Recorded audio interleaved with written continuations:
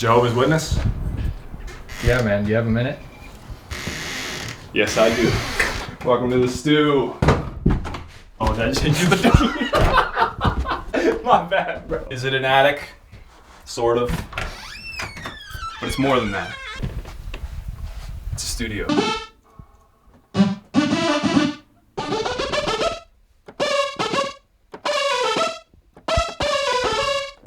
You know what that reminds me of?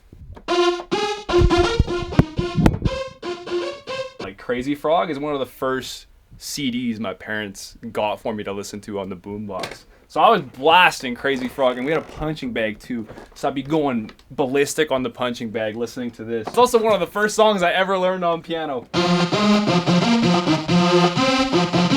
So this is like basically my Crazy Frog moment, bro.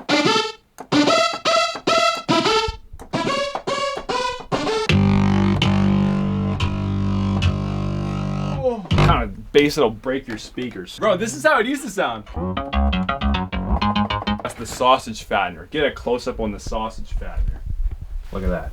So he's pretty tame. He's pretty jolly when you don't go too crazy, but then you crank up the fatness. Fatness and color almost all the way up on that. Damn.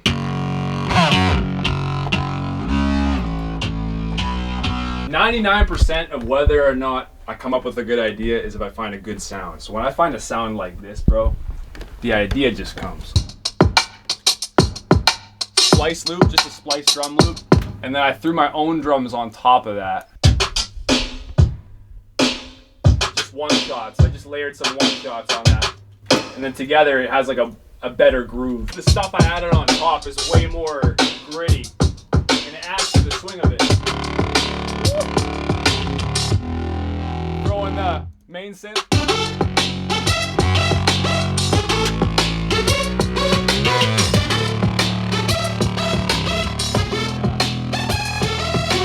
Once I had those few things, that's like the whole song was. It knew what it needed to be. It just needed some arrangement and a topic to write about. And I just didn't have anything to write about when I made the beat. I had ideas for every other song on Keystar except for like the outro / resolution of the album. So I was digging through old project files trying to see if I had anything I could work with. And I found this project file labeled Crazy Tron Beat. So coming back to it at the end of Keystar, it made a whole lot of sense, like what I needed to talk about. We set off for something. We set off for something and settle for nothing and don't see it coming way off somewhere. So before I knew what I was gonna say, it was just there's usually like some hidden gems in the gibberish, and you can carve something nice out and write to it. It's for everybody who couldn't understand, who had everything changed by the Son of Man. King Son on the loose, come and get your man. Kirk Franklin. All over that, bro. I gotta get Eder to come up here and play like the drums and the guitar. Eder's the drum player. He's also the owner of this house in the studio. If he doesn't pick up, I'm gonna be mad because I know he's there. I just watched him walk in. Stomp on the floor a few times, man. Eder! Pick up! Yo, Eder. Did you hear that? Did I hear what? Good soundproofing. Can you come up for a bit so I can show the people how you drummed on this? Oh, sure, yeah. Let me, give me a couple seconds here and I'll come up.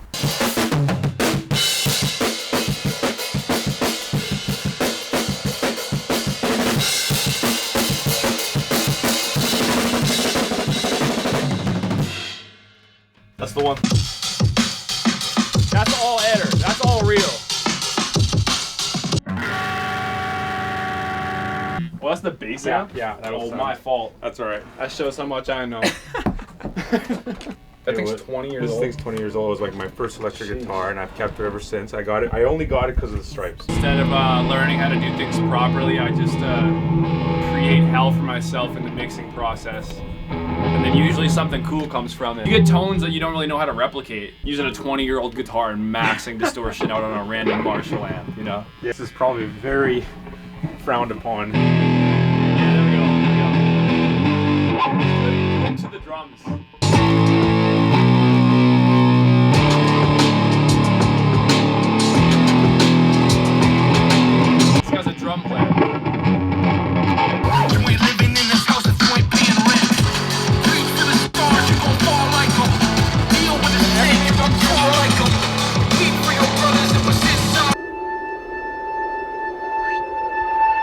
just like that feeling of eeriness, bro. I guess that's the word I was looking for earlier, is eerie.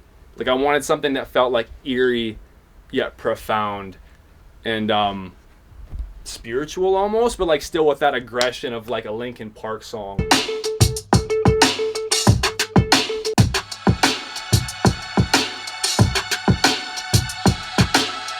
Like the heavens opening. Marshall just pointed out this sounds like something out of Legend of Zelda.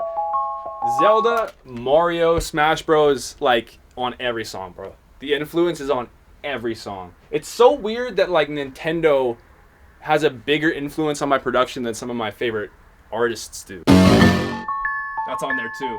And then reversed. This is all DeepMind sounds, the DeepMind synth. I got that on sale at a local music store. One day I was bored, so I went to a random music store I'd never been in, and just that was on display, plugged into a speaker. I ended up playing it for like an hour. I was probably pissing off the employees. And then after I left, I had so much fun playing that thing that I just couldn't stop thinking about it, and I came back and offered them a lower amount. I didn't even know you could haggle. I was just desperate, and it worked. These boys become fathers and muddy the waters, and it all repeats. And then, so I had like that idea for an ending, but then I'm like, man, an instrumental solo would go crazy after like that second chorus ends. And then I think it was you that said, what about saxophone? Yeah. In the end. Yeah. And I was like, dang, I really wish Isiah was here, because that's like the saxophone player in your jazz band. Yeah, right. And they're just like, bro, he's in town, because he lives in Calgary. He's in town in Toronto. Yeah. He was in town for that like 2 days, and then he was leaving the next day, and I was like, man, hit him up. It's like insane timing. I was like, dude, can you come over and record in the next hour? He's like, yeah, I'll be there. Pulls up with 2 saxophones. I didn't even know why he brought 2. He's like, which one do you want? Yeah. I'm like, whichever. I told Isiah something along the lines of like, yeah, you made a reference to yeah. And he actually knew what you were talking about. Imagine you're in Cowboy Bebop and you just said something badass and you're walking off into like a cave, like as the camera's like following you. He stood there like, I got you. I understand. Yeah. And then he just like ripped like 10 perfect saxophone solos. Oh, well, I'll cut to the clip of him doing it, because I have Eder was filming when he recorded those parts. A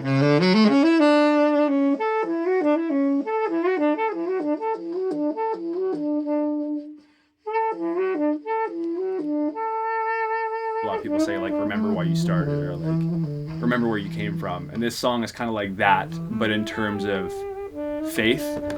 Like in my case, it's like, remember why you started making music. It was to glorify God because you loved it. That was slowly being perverted by like the longing for attention and approval, and like, how do I get as many eyes on this as possible? Those things start to creep in and change the way you act, and like kind of turn you into something you're not, like a caricature of yourself, something that's marketable and less authentic. So this was like death to that mentality. Like when Jesus says like, pick up your cross, or like death to self, that's what this song is supposed to feel like, or like to symbolize. You can tell in the beginning, it's like a declaration of like, we all set off for something and then settle for nothing, and that ends with me. These boys become fathers and muddy the waters, like generational trauma, like passing your struggles onto your kid because you never like healed. But that ends with me. But then at the end of the song, you'll notice like I repeat everything, but I don't say it ends with me. I just say, and it all repeats, and it's in a much more somber tone. There's kind of like a aspect of grieving going on there, and I think that's what that saxophone like makes me feel, is like this profound sense of like sadness for the people who just don't have like who never make it out of that trap, like grieving all of the people who have been misled.